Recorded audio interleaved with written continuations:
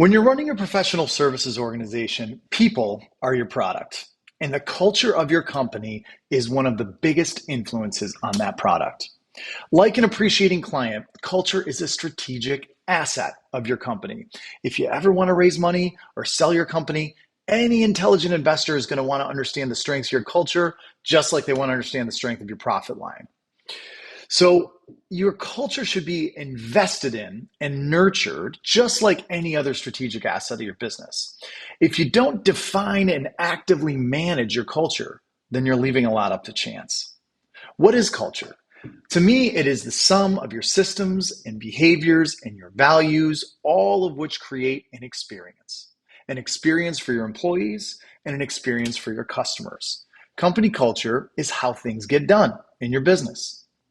Now, culture is either defined explicitly or implicitly. For example, if your firm is under 50 people and your culture is not explicitly defined, then the culture is almost always going to be a direct reflection of the founder or leader of that business. Because of the small size of the business and the frequent interactions with that leader, individuals will inevitably copy the behaviors of that leader or their interpretations of those behaviors. So if you have a leader who is operational and organized and data-driven, so will be your culture.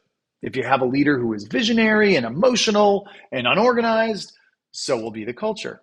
But regardless of how strong your leader might be, the strategy of do as I do doesn't scale. And if you ever want to sell all or a portion of your business, you have to create a culture that transcends that founder. At some point, you have to be explicit and define what you want your culture to be, and then manage it so it becomes that way and it stays that way. When it comes to defining and managing a professional services culture, I break it down into 4 buckets: mission and values, career growth, rituals and recognition, and well-being and relationships. Now, these 4 buckets might look a little different for different types of businesses, but for professional services businesses, I think these 4 are key because they are focused on the individual employee experience and how we can plan to grow and fulfill that individual employee. And fulfilled employees create fulfilled clients and a fulfilled community. I'm going to go through each one of these and try to give you some practical examples that might spur some ideas for your own organization. Now, mission and values, we already discussed in chapter 6, so I'm not going to spend a ton of time on them here. Mission is why you exist, and values are how you want to behave. And it's important to pick something that's aspirational for a mission and actionable for your values and behaviors. Career growth is very important to people in professional services, particularly because a lot of people start out in their careers in professional services. So in order to scale a company, it's important to define what the career path is in your organization and how someone gets to each step. While I was running Solstice, we defined 15 numeric bands organized into 5 different functional levels in the organization. Analyst 1, 2, 3, consultant 4, 5, 6, principal 7, 8, 9, director 10, 11, 12, and then VPs in the C-suite at 13, 14, and 15.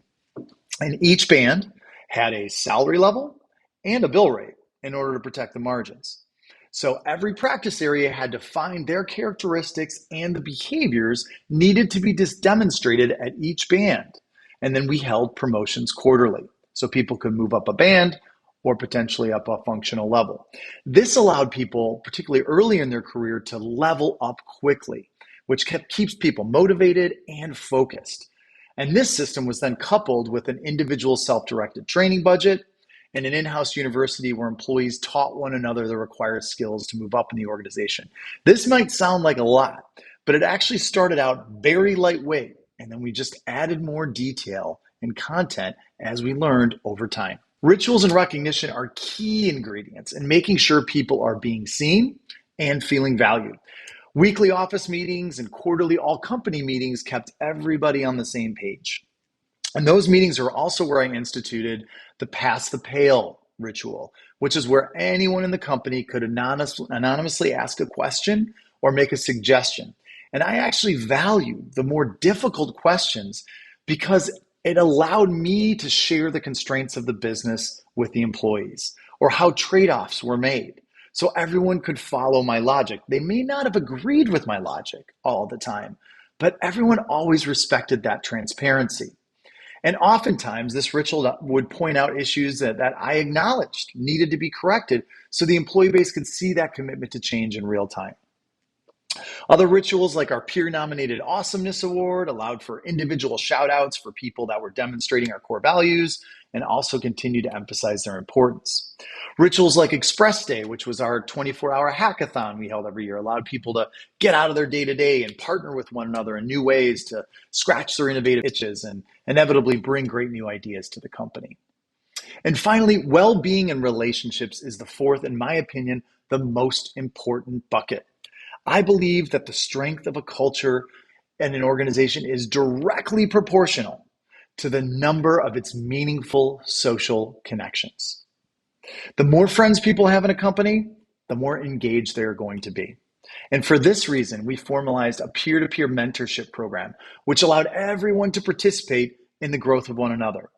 And this program was coupled with lots of social and philanthropic events, a health and wellness stipend, and rewarding rituals like Pay It Forward, where everyone teamed up and volunteered for their favorite charity for a day, and Ferris Bueller's Day Off, where individuals got one day a year to play hooky from work and just do something epic. And every quarter, we asked employees how they felt about each of these four areas, along with taking a pulse of the firm's employee net promoter score. Now, in isolation, this data was kind of meaningless. But by trending the data over time as we scaled, we could see the impacts of new investments in our culture, whether that be through the emphasis of our values or new career path changes or new rituals and new well-being benefits. So these are some examples of how we created an award-winning culture at Solstice, but they are by no means exhaustive. However you choose to define your culture, be explicit and figure out how you're going to reinforce it and measure it. That's the best way to ensure that it both scales with and without any particular individual. And it becomes an asset that your company deserves and something your people will always cherish. I'll see you next time. My name is Jay Schwan. I spent the last 20 years building a $500 million market cap tech services company. For my next chapter, I've created the Second Mountain. It's a firm focused on giving back to the tech services community by coaching and investing in early stage tech services founders. If you want my free masterclass sent directly to your inbox, just email subscribe@thesecondmountain.io. Let's go.